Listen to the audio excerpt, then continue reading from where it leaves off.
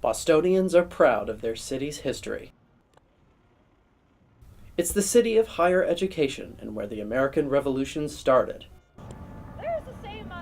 This history comes to life with the Freedom Trail, a 2.5-mile brick line that bisects the sidewalks downtown. Having that very physical connection for people is really important because people can feel like history is so distant. More than 3 million people walk the trail every year, hoping to learn something new about our country's history in the place where it all began.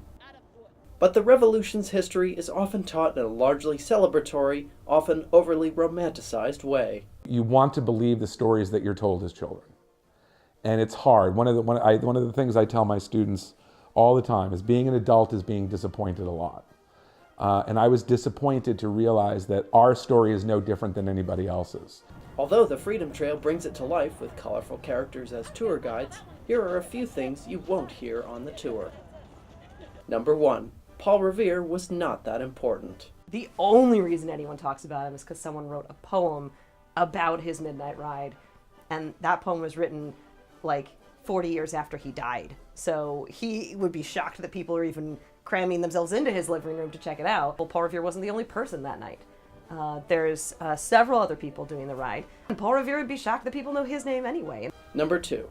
The Revolution was a massive fraud, devised by the founders to further enrich themselves. I think probably the greatest myth about the American Revolution is that it was a political revolution. The most prominent culprit was this man, John Hancock. If you were to make me pick one person who I say is the worst, I would pick John Hancock. He's told them that your enemy across the pond is doing something unfair to you. No, they were doing something unfair to Hancock. Turns out, in America, liberty or freedom under capitalism means the freedom to exploit other people. They're all guilty of manipulating the population in some way to preserve their own power and their own privilege.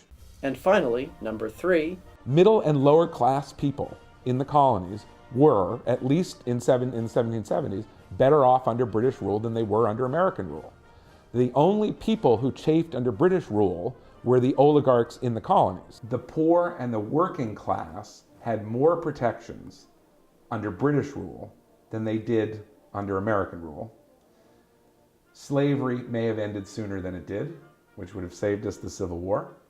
And our economy may have developed in a different direction such that we are not an oligarchy.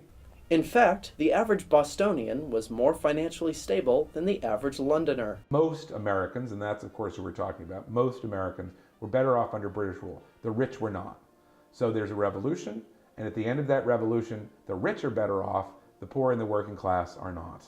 Perhaps we should view our history with a little more skepticism. The present makes sense if you study the past. You know, Napoleon said history is the version of events that we've decided to agree upon. Brendan Irwin, Northeastern University.